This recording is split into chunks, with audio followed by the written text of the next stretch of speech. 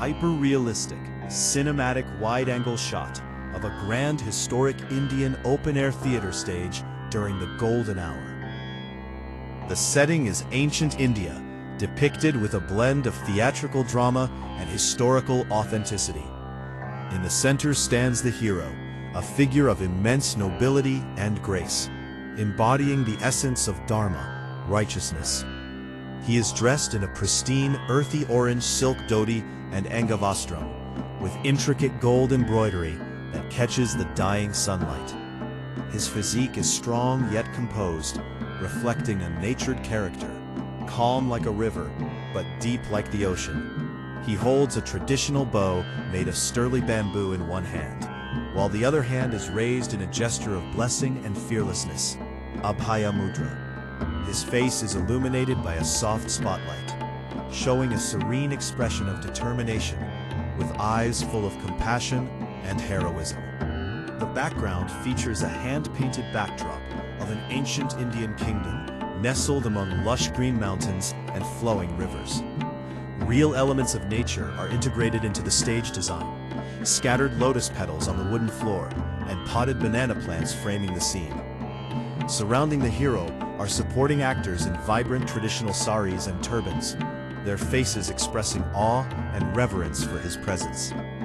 The lighting creates a divine atmosphere, with rays of light breaking through the stage props to highlight the hero's silhouette. The texture of the scene is rich, visible weaves in the costumes, the grain of the wooden stage, and the dust particles dancing in the light. A sense of narrative depth is visible.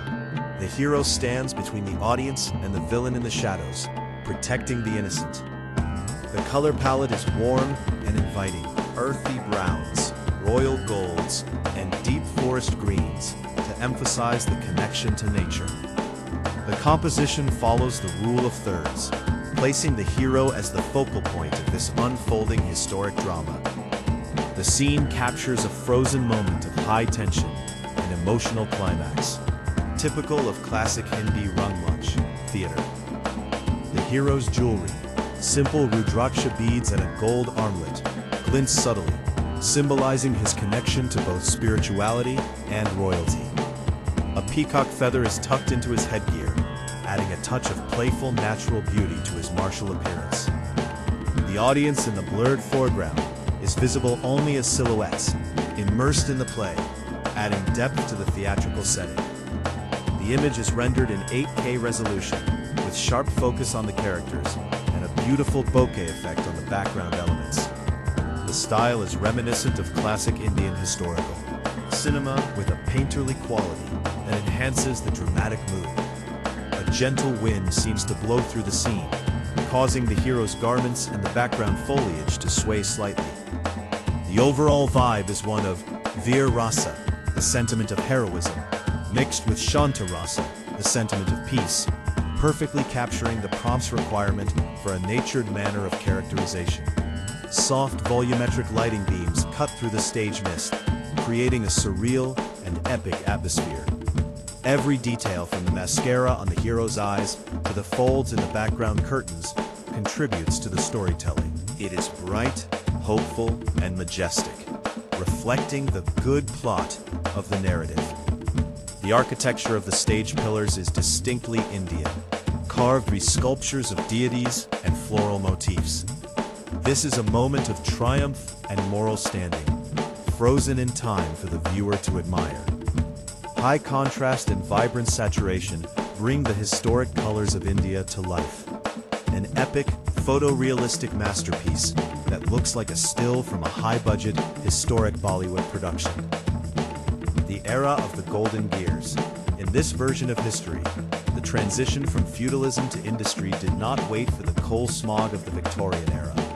Instead, it bloomed during the reign of Elizabeth I. Driven by an early convergence of scientific curiosity, the Renaissance spirit, and mechanical innovation. The aesthetic of industry. Unlike the soot-stained brick of the 1800s, this industrial renaissance retained the beauty of the age. Factories were not dark satanic mills, but grand guild halls of production. They were constructed from timber and white stone, featuring glass roofs that let in sunlight. The primary engine was not the dirty coal steam engine, but advanced water turbines and wind sails, elegant, silent, and clean. The rivers were lined with polished brass gears, turning rhythmically, powering looms and lathes without polluting the Thames. Clockwork precision. The era was defined by clockwork architecture, influenced by Da Vinci-esque designs. Automation was ubiquitous. Streets were lit by gas lamps, regulated by intricate clockwork timers, ensuring safety for the first time in history. The flowless development. You mentioned the development was flawless. In this timeline, the integration of technology solved the typical pains of industrialization. Agriculture. The enclosure movement was managed by a centralized Crown Bureau of Efficiency. New mechanical seeders and automated plows meant food production tripled. There was no famine. The surplus was distributed through a network of market halls that ensured even the poorest citizens had a standard ration of bread, meat, and ale. Urban planning. London did not become an overcrowded slum with early industrial transport. Horse-drawn rail carts on smooth stone tracks. People could live in the lush countryside of Kent or Surrey and commute into the city. The city itself was clean. Industrial waste was recycled via early chemical processes, turning slag into building materials. The standard of life, the defining feature of this era, was the standard life, a term coined by the philosophers of the time to describe a guaranteed quality of existence.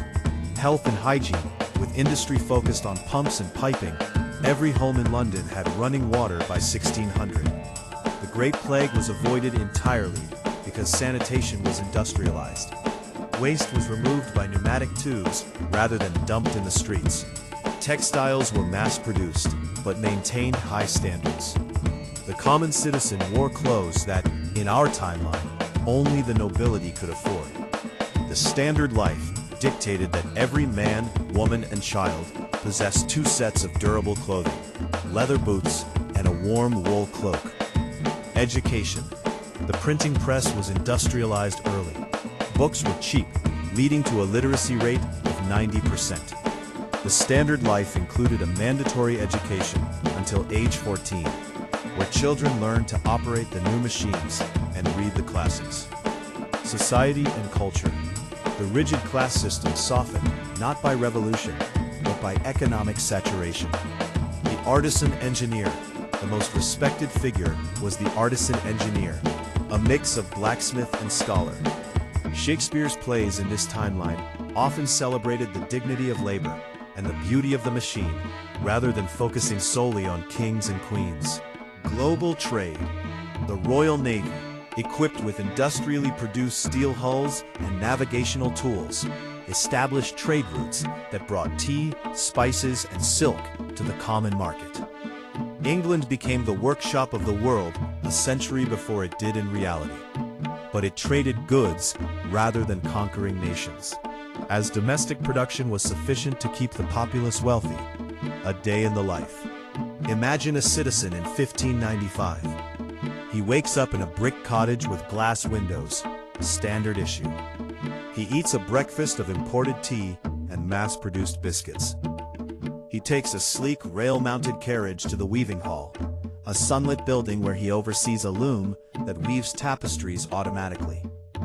He works 6 hours, then spends the afternoon in a public garden or attending a lecture on astronomy. In this Renaissance, the Golden Age wasn't just about art. It was about the art of living well through the perfect application of the machine.